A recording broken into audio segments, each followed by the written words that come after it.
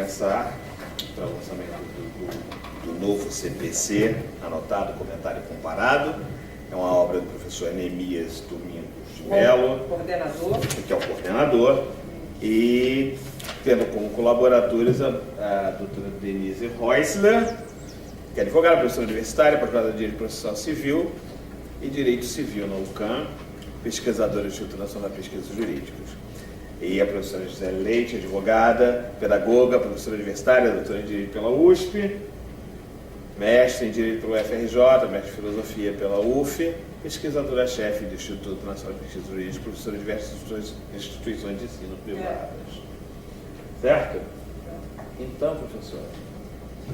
Bom, primeiramente queria agradecer a todos aqui, e uma das coisas que eu queria deixar bem claro ao falar de um novo diploma legal é da importância desse diploma legal dentro da história do direito processual brasileiro. Nós tivemos um Código de 1939 parido em plena ditadura varguista. Tivemos um Código de 1973 parido na ditadura castrense. Não eram os black blocs, senhores, eram os green blocs, né?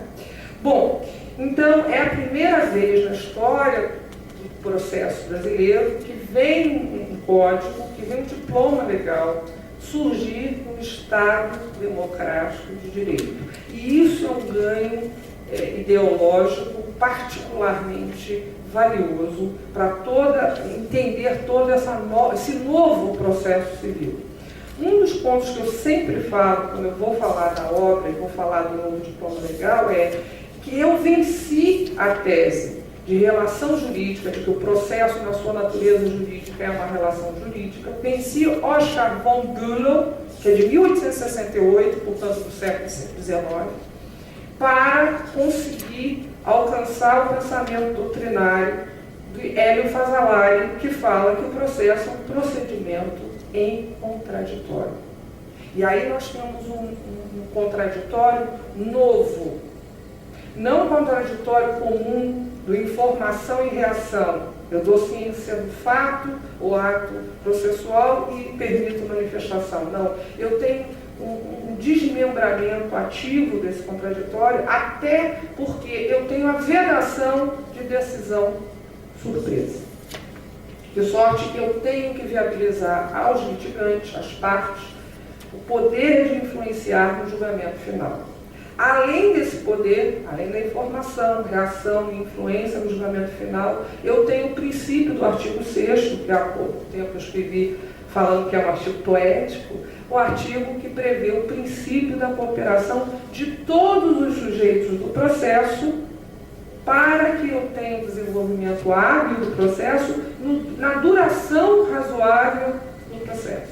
Então, eu tenho aí um contraditório quadrinômio, não mais o clássico que só falava de bilateralidade de audiência e falava no poder apenas da parte se manifestar. Quero deixar bem claro que mesmo na questão das matérias de ordem pública, onde o juiz poderia julgar de ofício, quando eu estou diante da ausência de pressuposto processual, por exemplo, ou a presença de algum pressuposto negativo, como convenção de arbitragem, né, que é um negócio assim, que resolveu, inclusive tem uma lei recentíssima que eu peço que vocês estudem, que é a 13.140, que saiu esse ano também, que está reformando a mediação e reformando a arbitragem. Eu tenho todo um novo processo civil. Eu tenho um delineamento que alcança o vigor de trazer para o processo o poder de diálogo e mais, um poder de formar um processo justo, equânime e que dê às partes aquilo que elas teriam se tudo se deslindasse da forma correta e natural. Dar aquilo que realmente a pessoa tem de direito. Vamos fugir até daquela clássica construção aristotélica, né? Dar a cada um que é seu, não é exatamente isso, porque eu corro o risco de dar a miséria ao miserável, a ignorância ao ignorante, e não vai ficar legal um cenário desse.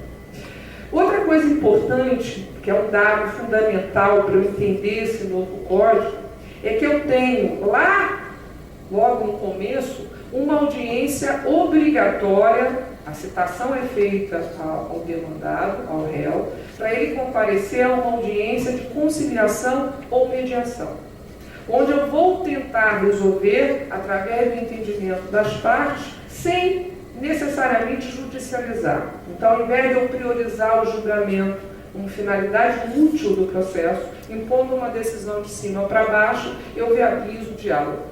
E aí eu estava comentando com o Dr. William Rocha, que está aqui nos prestigiando, que a mediação, a aproximação, a viabilização entre as partes é muito mais interessante, do meu particular ponto de vista, do que a conciliação propriamente dita. Aliás, acho árdua a missão do conciliador. E como perfil psicológico e de personalidade, eu não consigo me ver, porque eu não sou aquela pessoa conciliadora, eu sou mais incendiária, eu sou mais pranero do que antipa. Então, fica por aí. Então, em que hipótese não vai acontecer a audiência? Primeiro, se as partes disserem que não há a menor possibilidade de resolução amigável. Se o direito for intransmissível, de caráter universal, as ações universais, né, que não permitam a transação, a negociação. De qualquer maneira, além de eu ter que mencionar na petição inicial que eu não quero a audiência, a outra parte, o demandado, o réu deverá fazê-lo também, porque se só uma das partes disser não, eu não quero, havendo o silêncio da parte contrária, presumir-se-á que é possível haver o acordo, a autocomposição, e então vai se realizar a audiência. Outra coisa, o juiz, além de receber esse item na exordial com relação à não realização da audiência, ele também deverá ser informado do motivo pelo qual não se quer a audiência. Ah, não quero, porque eu já tentei, enfim, aí a recreação fica livre.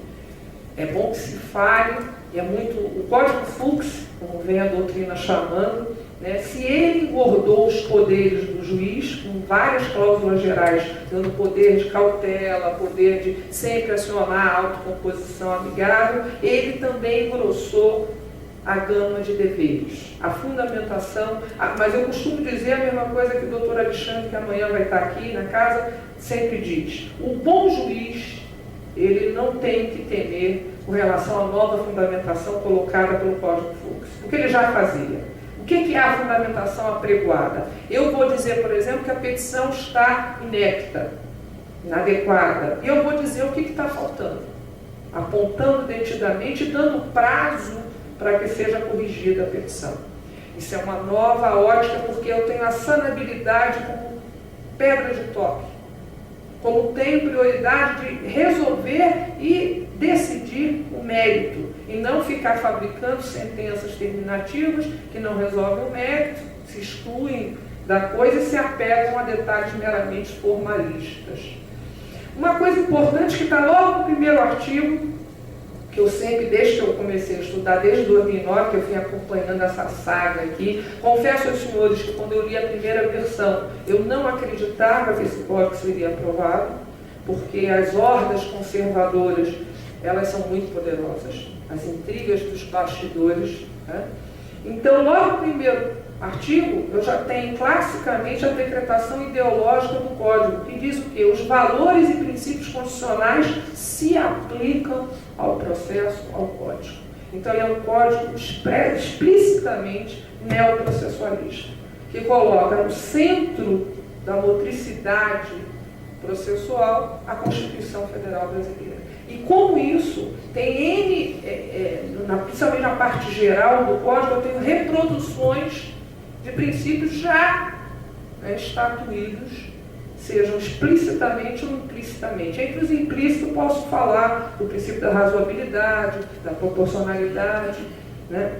Uma das coisas que eu queria até falar, adentrando a questão do Código enquanto o diploma novo, eu tenho a capacidade, por exemplo, hoje, de não mais falar, porque foi suprimida a ação declaratória incidental. Mas também não precisa pensar nela, porque a coisa julgada que for delineada pelo novo Código já alberga o seu âmago, a coisa julgada material, a questão prejudicial.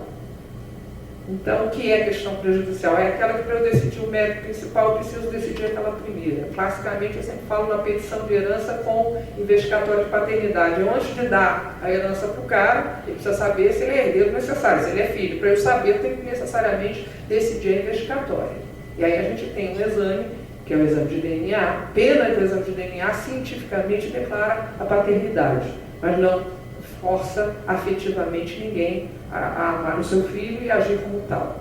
Né? Pena. Né? Talvez a gente desenvolva um chip no futuro.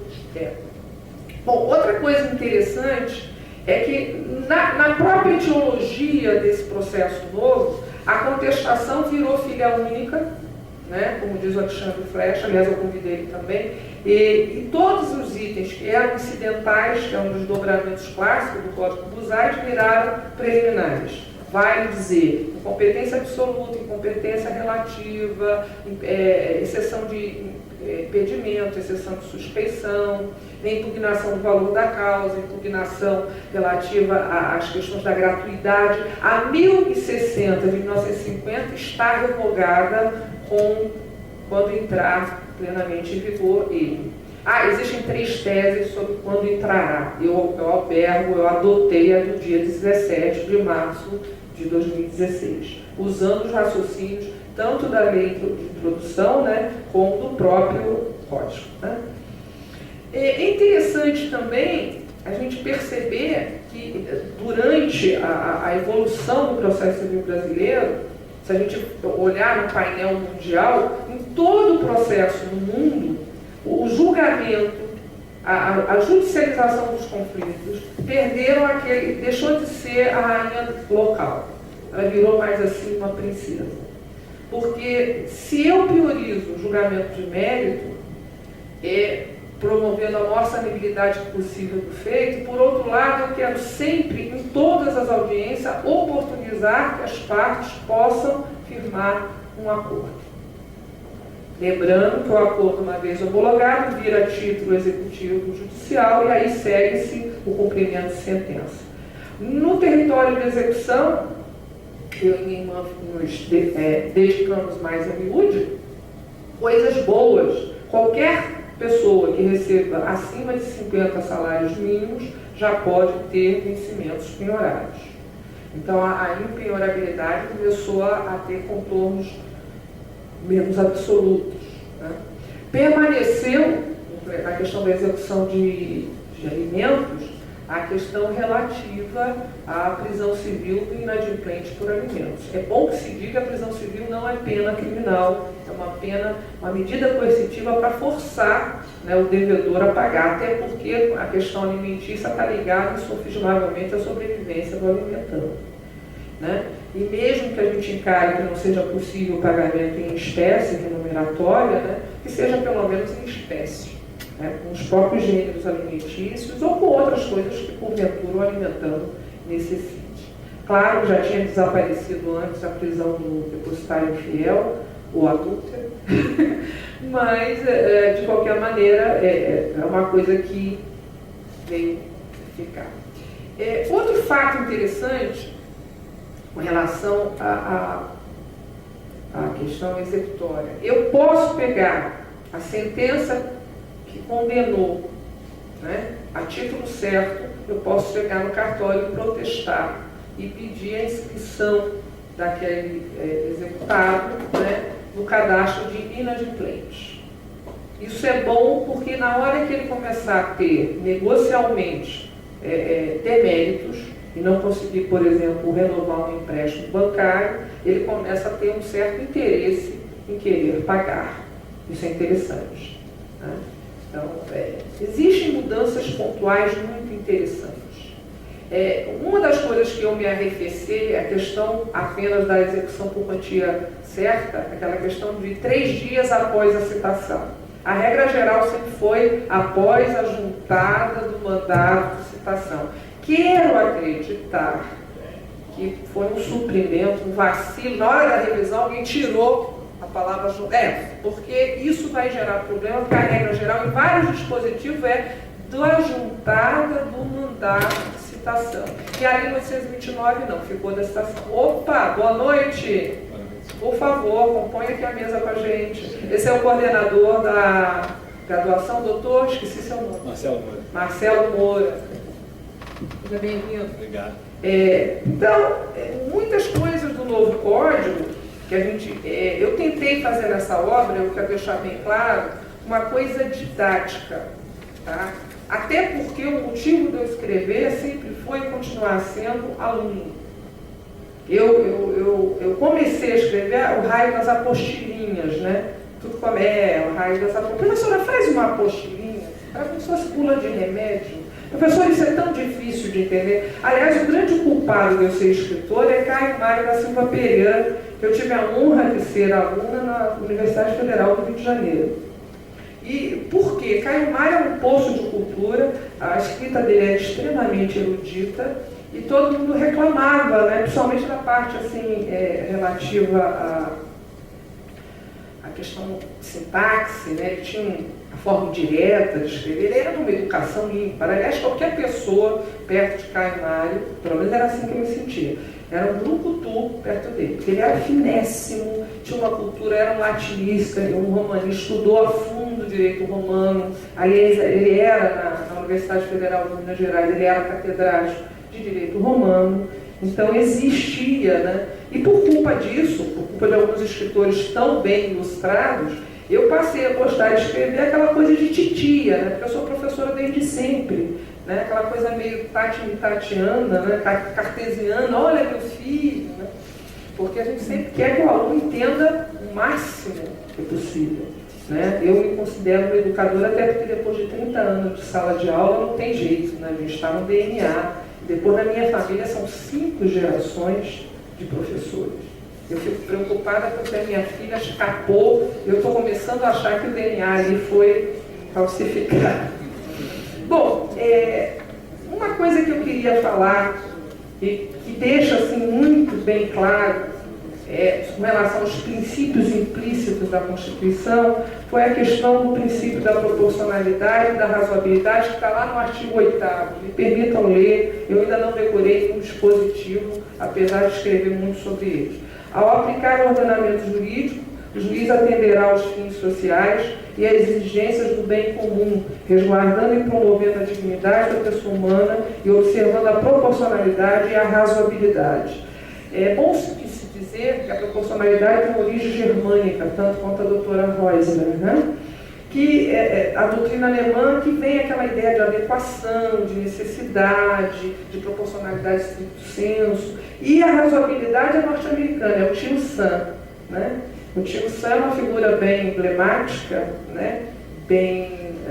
Aliás, uma coisa que me irrita em alguns tipos humanos é a megalomania, né? The best country in the world, esse negócio de dizer que é o melhor país do mundo. Eu me sinto assim meio, sabe? Porque eu não vejo tanta coisa assim de bom lá, né? Mas, enfim, veja, mesmo os princípios implícitos da Constituição Federal, eles são colocados para guiar a aplicação do CPC.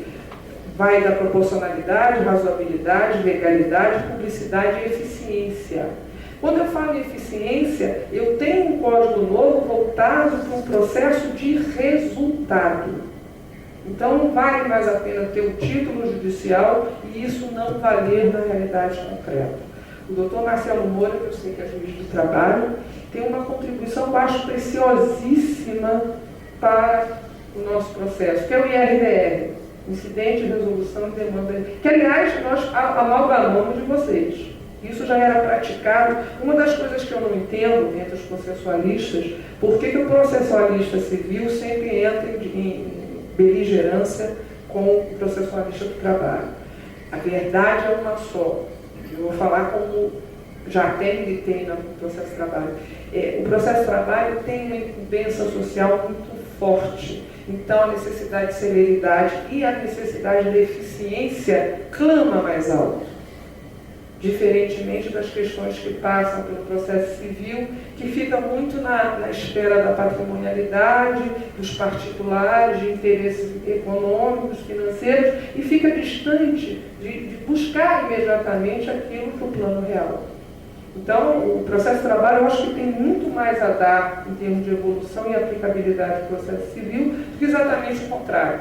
Nós somos os homenageados do formalismo, né? Adoramos os rapapéis, os rituais satânicos, né? Aquelas coisas assim bem difíceis, né? As mandalas. Vamos pintar uma mandala? Porque tem horas que na fase instrutória particularmente, tem uma novidade na parte instrutória que eu acho digna de fato. É a ata notarial. Eu não tenho a prova, eu posso lá no cartório, extrajudicialmente, registrar essa ata. Pode ser, gente, filmagem, pode ser fotografia, pode ser gravação, e eu posso, então, passar a ter uma prova e, né, aquilo que antes era impossível de provar, a ata notarial também não é novidade, nem no aspecto do processo civil, mas mesmo no processo de trabalho isso já existia. Então, veja, às vezes a gente fica meio, né, atrasado em relação ao processo de trabalho. Bom, outra coisa que eu queria chamar a atenção de vocês, e tanto me causou uma novidade, porque essa questão da suspensão do processo, principalmente quando eu tiver IRDR, eu vou escolher um processo piloto que reúnam mais a maioria das características que vão ser julgadas, para então suspender os outros processos que têm um pedido e causa de pedido semelhantes, né? E aí essa suspensão poderá durar no máximo, né, 1 ano. E aí eu vou escolher uma tese jurídica que vai ser aplicada a todos os processos nacionalmente, do AEAPOC ao Chuí. O doutor Sullivan está fazendo aquela cara de só não acredita, né? Isso é muito bom. Isso traz uma uniformização jurisprudencial, isso traz um atendimento à isonomia das partes. Isso vem trazer um respeito maior, porque se no TJ de São Paulo a questão é tranquila, pacífica, vai, no TJRJ a questão ainda é de aceso debate, de sorte que não chegamos então a lograr êxito para, enfim, galgar a procedência do pedido. Então, é muito importante essa questão do IRDR e também é importante na questão do atendimento da isonomia das partes. Um artigo que eu queria muito, até queria ouvir a opinião do doutor Marcelo, é um artigo polêmico, é o artigo 12, a ordem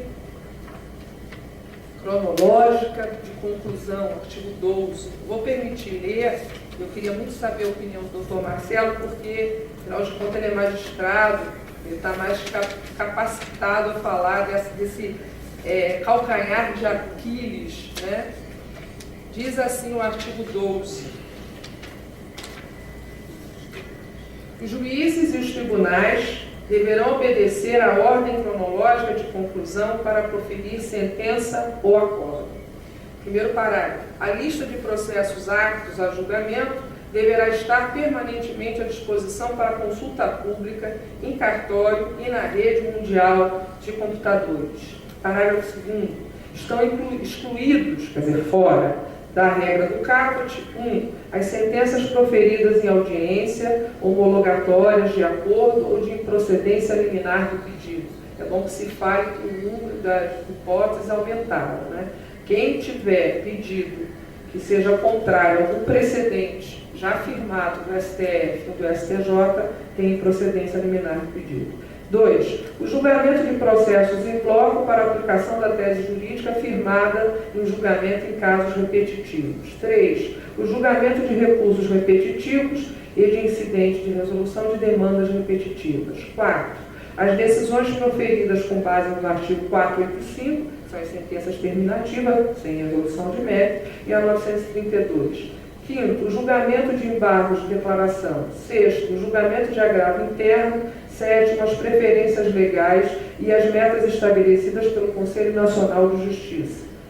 8º, os processos criminais nos órgãos jurisdicionais que tenham competência penal. 9º, a causa que exigir urgência no julgamento, assim reconhecida por decisão fundamentada. Parágrafo 3º. Após a elaboração de lista própria, respeitar-se-á a ordem cronológica das conclusões entre as preferências legais. Parágrafo 4º. Após a inclusão do processo na lista de que trata o parágrafo 1º, o requerimento formulado pela parte não altera a ordem cronológica para a decisão, exceto quando implicar a reabertura de instrução ou a conversão do julgamento em diligência. É outro também um dado novo. Há sempre a possibilidade de converter a audiência para julgamento em diligência. Basta que o juiz entenda que haja um ponto obscuro com relação ao mérito e ao pedido a ser julgado. Parágrafo 5º. Decidido o requerimento previsto no parágrafo 4º, o processo retornará à mesma posição em que anteriormente se encontrava na lista. Parágrafo 6º. Ocupará o primeiro lugar na lista previsto no primeiro parágrafo ou, conforme o caso, parágrafo 3º, o processo que 1. Tiver sua sentença ou acordo anulado, salvo quando houver necessidade de realização de diligência ou de complementação de instrução. 2. Se enquadrar na hipótese do 1040 do inciso 2º.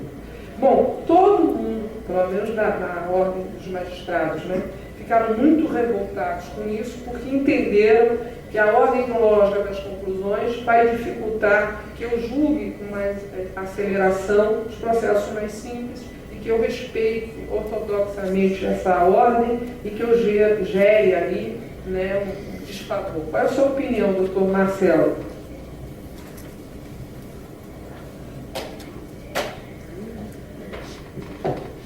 Boa noite a todos, aos alunos boa noite, aos que não são alunos, não são da casa, sejam bem-vindos aqui a essa instituição que é uma só. Eu acho, professor, que o artigo 12 ele é nato-morto. Efetivamente, não vai ter nenhuma aplicação concreta, porque a realidade acaba por ignorar uma regra que é impossível de ser implementada. Essas listas não vão acontecer. Os tribunais não têm como controlar com esse rigor os sistemas de processo eletrônico. Esses trabalhos funcionam em processo eletrônico já há alguns anos, não tem esse controle. Eu fico imaginando as varas de processo físico. Então, essa lista é impossível, impraticável. Então, é um dispositivo cuja aplicação prática é nenhuma, mas ele tem um objetivo, digamos assim, uma interpretação sociológica. A gente pode imaginar que os juízes vão ter mais cuidado na hora de descumprirem as preferências. Eu acho que vai ser isso, até porque esse é um processo, como a senhora já adiantou, que envolve uma demanda muito simples, e a prova extremamente documental, é que a instrução probatória vai se encerrar mais rapidamente, é óbvio que ele vai ser julgado primeiro. Então, essa norma tem que ser aplicada de acordo com a finalidade social a que ela se destina, e a verdade ali é que nenhum processo seja favorecido em razão de a proximidade com o juiz, ou um grau de parentesco distante o suficiente para não gerar suspeição, mas próximo o suficiente para favorecer o primo, o colega. Então, é para evitar isso. Então, esse caráter sociológico da norma é claro que vai ser aplicado. Agora, o controle disso é impossível. Acho que é uma norma que não vai ter nenhuma... Eu acho que o princípio da duração razoável do processo, até por causa dessa inspiração teleológica, sociológica, até ajuda. De repente, aquela demanda que é de alguém ligado ao governo do Estado, que esteja tramitando e que teria maiores privilégios ocultos, naturalmente, não vai ter, né? Mas esse controle das listas, né? Tem um dado, eu tenho alunos que são deficientes visuais, e tem um particularmente que eu sou muito afeta a ele, e uma coisa que me deixou chateada, o processo eletrônico, gente, não tem um leitor de texto que disponibilize aquilo que está saindo na tela para um deficiente visual. Então, e esse código está preocupado em modernizar, em dando ênfase ao processo eletrônico. Então, existe toda uma série de equipamentos que ainda se precisa otimizar para que a gente tenha essa almejada celeridade processual, claro, celeridade com eficiência, e, claro, resguardada a segurança. Eu não vejo ele muito com o nato-morto, não, mas, de fato, eu concordo com o senhor, essa lista, eu acho que, não sei se tem... possibilidade de fazer, ou se... A possibilidade existe, concretamente, nos processos eletrônicos. Sim. É possível de ter um controle. Agora, nos físicos... E como nós estamos falando disso comum estadual, onde se dirige basicamente esse código, esse controle é possível. Eu acho meio... É possível. Pelos próximos 5, 6 anos, talvez até 10 anos, esse controle efetivamente é impossível. Se saber qual processo passou na frente do outro e por quê? Não, e tem um dado engraçado, apesar do artigo 12 ser bastante longo e específico, ele não prevê nenhum tipo de sanção caso seja desobedecida a dita ordem cronológica de conclusão. Então, é como você falou, né? É um aconselhamento que regra é preceito e sanção. Se tem preceito e não tem sanção, é um conselho, né? É fogo que não queima. É fogo que não queima. Ai, que horror, meu Deus. Sou eu não, Ponte Miranda que fala isso. Eu sei. Chiquinho, presente. É fogo que não queima, é luz que não alumia, para usar o pessoal do interior. Pois é. Outra coisa também muito interessante é que nessa quebra de paradigma que traz o novo código, nessa primazia do julgamento do mérito, nessa questão da otimização que se deu na intervenção de terceiro, na questão do amicus curiae, que é outra vertente também sociológica. O amigo da corte é um representante de um sindicato, de uma associação, de qualquer entidade que tenha, de alguma maneira, conexão com aquele interesse que está sendo julgado. Então, ele vai poder participar do feito, ser ouvido e até, quiçá, participar até da instrução, se caso ele tiver algo a produzir à guisa de prova. Então, é bastante interessante esse novo código. Eu tenho muita fé. Eu acho que um lado meu é romântico, porque eu ainda não perdi a esperança de acreditar no processo civil, no Estado democrático de direito e, particularmente, na questão da otimização dessa prestação de serviço, dessa soberania do Estado. Eu não perdi fé de que a gente pode, sim, aprimorar, aperfeiçoar. Claro que existe todo um processo de aperfeiçoamento e de amadurecimento também. Claro, eu não estou aqui achando que é na base do esfregaço, da osmose, esfregou já ficou bom, não é assim, nem usando bombril, né? Não dá. Pois é. Então, existe todo um processo evolutivo, até também porque essa montagem de diálogo entre juiz e parte, em prol de decidir um mérito, em prol da duração razoável do processo, pode trazer ganhos grandes, não só para os jurisdicionados, mas também para a sociedade como um todo. Veja a questão do ILR, né? Você vai se poder decidir em bloco, elegendo a tese jurídica. Claro, o que eu também estou duvidando, doutor Marcelo, é que essa tese jurídica nacionalmente, uniformizadamente, venha, do Acre até o Rio Grande do Sul, ela venha com tranquilidade ser produzida. Eu tenho medo, eu tenho assim, alguns receios, mas é aquilo, uma quebra de paradigma, é uma nova forma de pensar processo civil, e é sem dúvida nenhuma um código mais democrático, um código que veio prestigiar a teoria geral do processo, porque tem parte geral e parte especial. Tem uma divisão que foi feita até pelo Alexandre Câmara, que amanhã vai estar aqui, né? Vou vindo aqui, né? Mas aí eu venho com o meu kit aluna, não venho kit professora. Até porque eu gosto de ficar misturadas, assim, tipo Martha Hayes, né, entre vocês. E um outro detalhe também, que digno de nota, é o capítulo, o título 7 da Defensoria Pública, também uma coisa muito importante. Enfim, tudo que eu tenho para falar do código são mais coisas positivas do que negativas. Estou adorando, como falei para o Dr. William Rocha, adorando estudar tudo de novo e rever, por exemplo, que nós vencemos aquela teoria das condições da ação. Lembrando que a possibilidade jurídica do pedido está inserida no interesse jurídico, no interesse de agir, e que agora eu encaro legitimidade radical sem interesse de agir como pressupostos objetivos e subjetivos, fica mais fácil. Né? Não vou falar naquela questão doutrinária que é chata pra caramba, se é mérito, se não é mérito, mas de qualquer forma é um avanço doutrinário, é um avanço ideológico que o processo civil brasileiro tem, de abandonar Bülow e abraçar Fazalar, de encarar que o contraditório é a ratio essendi do processo e que pode produzir sim um processo mais justo, um processo mais sério e também prestigiar a dignidade dos jurisdicionados e da sociedade como um todo. Então, eu vou passar a palavra para a doutora Denise Reusler, para ela fechar.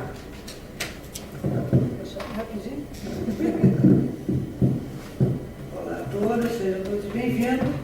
O que eu gostaria de comentar, eu estava até conversando aqui com o doutor, que nós temos um rol, eu ainda não tinha visto. Nós trabalhamos uma obra, mas eu não consegui elencar todas as diferenças, as inovações que essa obra trouxe, né? Então, eu tenho aqui um texto, que é de... Quem mesmo que esse texto? Costa Machado. E diz assim: as 200 principais novidades no Código de Processo Civil. Folheando, de 200 foram para 204. Então, ainda não estão elencadas todas as alterações. Parece piada, gente, mas não é não. Está aqui o documento, eu mostrei para ele. Está ele aqui de testemunha. Está aqui, 200 novidades, principais novidades. Já estamos em 204. Então, muita coisa vai alterar. O que eu queria chamar a atenção de vocês, é claro que não dá para mencionar isso tudo. Eu tenho aqui, no artigo 257, inciso 2, nós temos foi estabelecida a exigência de publicação de edital pela internet como requisito de validade de citação e vitalícia. Conforme a doutora Givério mencionou anteriormente, a aplicabilidade do processo eletrônico, a modernização do processo tem sido buscada quase que diariamente, né? Como ele disse, no processo eletrônico pode haver um controle, mas já no físico se torna difícil. Então, eu acredito até que daqui a já não estaremos mais aqui, né, com certeza, mas os processos serão praticamente todos virtuais, não teremos mais tanta demanda. Nós já temos o depoimento virtual, nós temos uma série de procedimentos basicamente utilizando a internet, teleconferência, várias coisas. Uma coisa também interessante é que agora nós temos o cadastramento, o credenciamento de pessoas autorizadas à retirada dos autos de cartório, né? Tem várias, gente, são muitas coisas interessantes.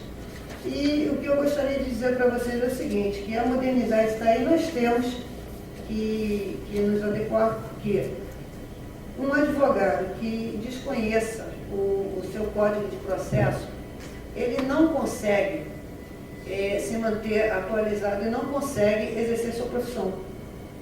O código de processo ele é a alma de tudo. A disciplina processual, ela conduz todo o teu trabalho, do início ao fim.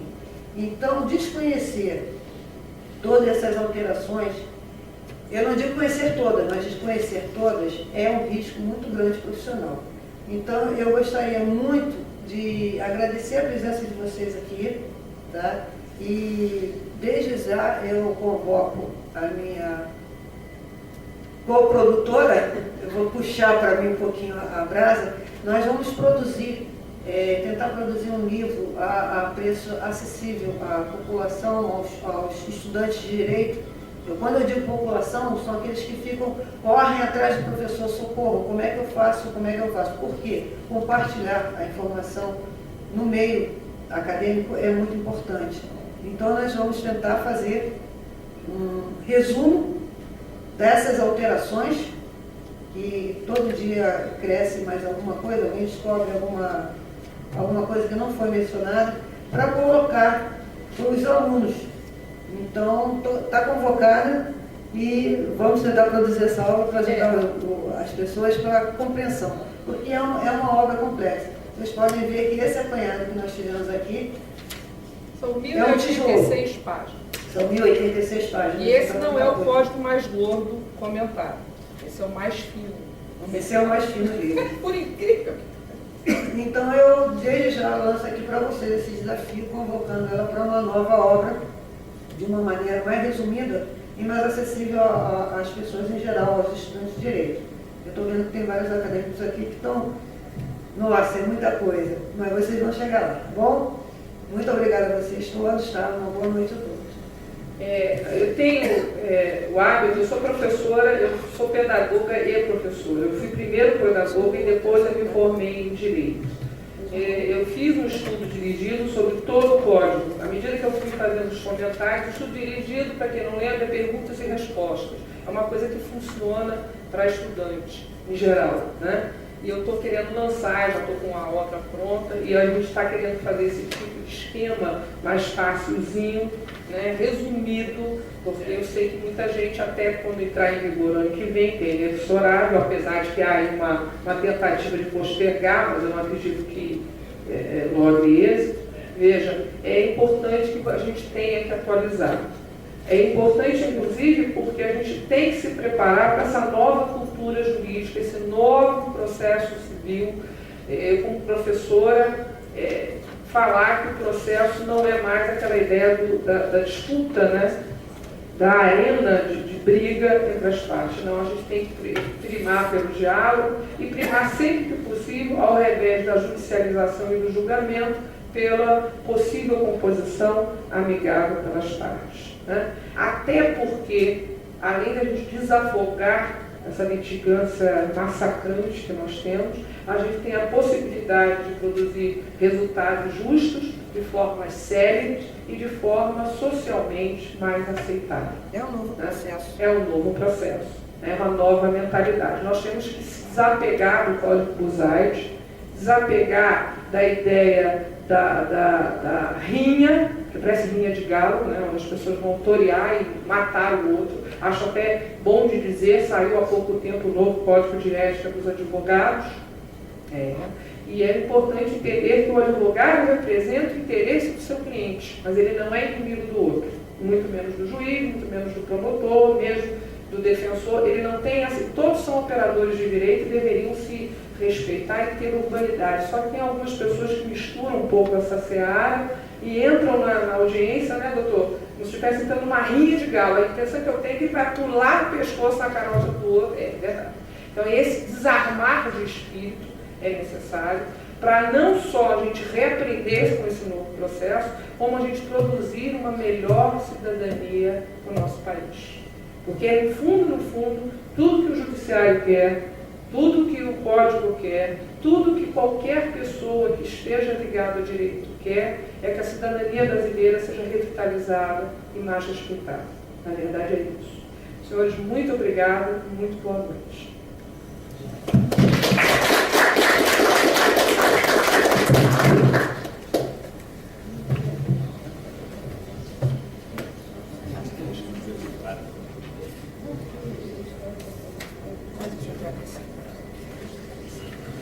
Eu não sei se as pessoas vão ficar à disposição para responder alguma pergunta. Sim, eu estou à disposição para responder perguntas se o microfone está aqui. Basta alguém pegar. Mas, de qualquer maneira, então, se não tiver nenhuma pergunta assim direta, vai se aproximar. Pode, não mordo não, eu sou dentro. Eu não mordo não. Quer dizer, os alunos aqui, tem alguns que parece que acreditam que eu mordo. Tem aluno na plateia, aluno a gente assusta. Então, já que o ambiente está sendo intimista, eu vou aproveitar para desfazer a mesa. Sim. E os alunos quiserem se aproximar, tirar alguma dúvida, debater com os autores do livro, fiquem à vontade. Tá bom. Obrigada. O Ramiro vai fazer alguns agradecimentos para fechar o... Nós temos agradecimentos a fazer. A Andréa Navarro, a Cláudia Araújo, a Neemias Melo, a Diana Segre, a Márcia Simões, Ingrid Luiz,